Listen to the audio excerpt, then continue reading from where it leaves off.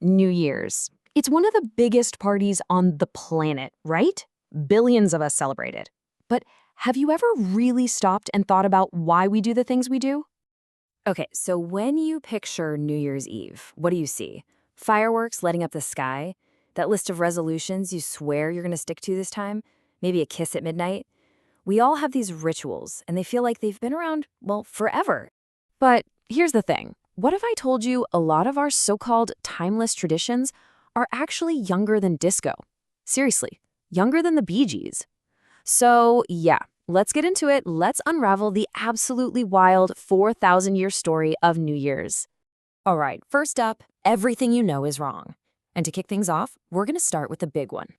It turns out that whole shared global New Year's experience, it's not exactly what it seems. Okay, get this. That huge, iconic midnight countdown in Times Square, the one the whole world watches, it only started in 1979. No joke. Now, the ball itself had been dropping for a while, since 1907, but that whole massive, televised crowd counting down together, that was basically invented for TV by Dick Clark. It's a modern media creation. So, if our traditions are so new, where did this whole idea of celebrating the new year even begin? Well, for that, we have to go way, way back, like 4,000 years back, to ancient Mesopotamia. Say hello to Akitu. This was basically humanity's first ever recorded New Year's party. It was this massive 11-day religious marathon in ancient Babylon, and it had nothing to do with January 1st. It was all about the spring equinox, the rebirth of the natural world. The whole point was to hit the reset button on the cosmos and make sure the world didn't fall apart for another year. High stakes. And you want to know how seriously they took it? Check this out. On day 5, they had this ritual called the humiliation of the king. I'm not kidding. They'd take the most powerful guy in the kingdom, strip him of all his royal gear, and then the high priest would slap him hard across the face. The idea was to show that his power really came from the gods. And here's the best part. If the slap made the king cry, it was a good thing. It meant the gods were pleased and they'd have a great year. Can you even imagine that happening today?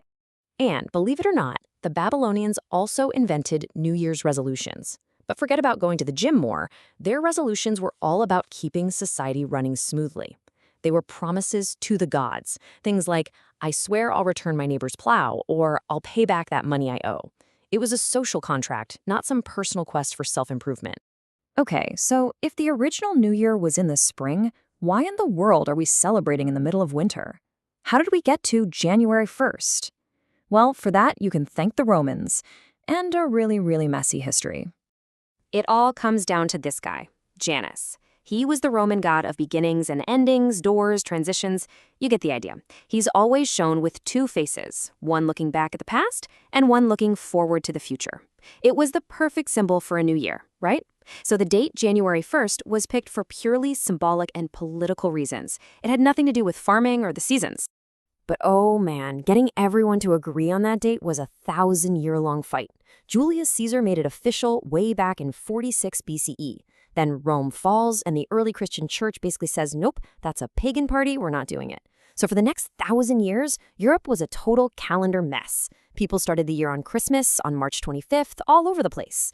It wasn't until 1582, with Pope Gregory's big calendar reform, that January 1st slowly started to make a comeback. And just try to wrap your head around that for a second. We're talking about a time when you could literally cross a border and travel into a different year. You could be in one city on March 1st, 1244, and then travel just down the road, and suddenly it's March 1st, 1245. It was complete chronological chaos.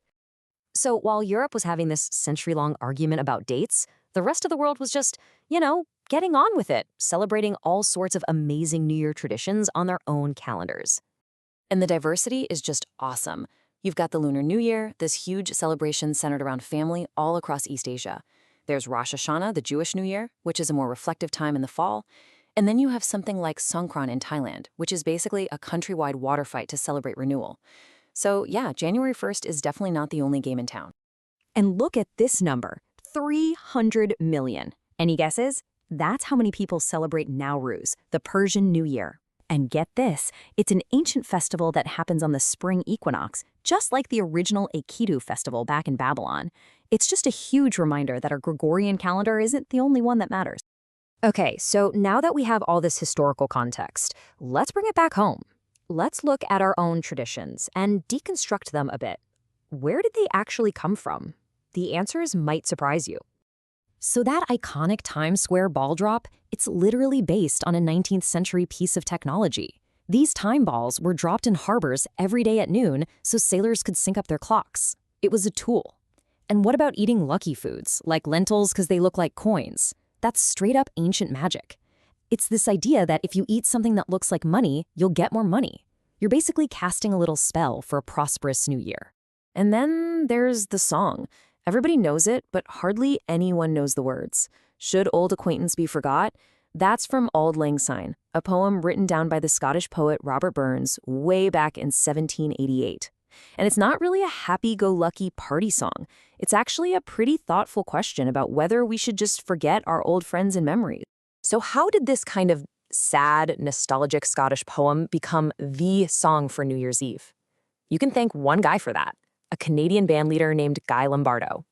He started playing it on his super popular New Year's Eve radio show in the US back in 1929, and he just kept doing it year after year.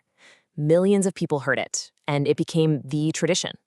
So that timeless anthem, another 20th century invention. So when you put it all together, our modern New Year's is this crazy mix of ancient magic, old technology, and 20th century media savvy. But underneath all of that, what's the universal human impulse here? What's the one thing that connects us to those Babylonians 4,000 years ago? Well, it seems to be this constant thread. Whether it's a Babylonian priest reciting a creation myth or you making a resolution, we're all doing the same thing. We're trying to get rid of the bad stuff from the old year. We're coming together as a community. We're marking the passage of time. And most importantly, we are all collectively hoping, really hoping, for a better future. And you can see this connection so clearly. Think about it. A Babylonian king getting slapped in the face for a good harvest. Is that really so different from the tradition in places like Ecuador, where they burn giant effigies of the old year at midnight? Both are these big, dramatic acts designed to just wipe the slate clean, to get rid of the old and make way for the new. It's all about renewal. So the next time you're counting down to midnight or trying to sing Auld Lang Syne, just take a second to remember that you're part of this incredibly long line of human history. And as you ring in the new year, maybe ask yourself, which of those 4,000-year-old human hopes are you carrying forward? Is it hope for a fresh start, for community, for a better year? It's pretty cool to think about.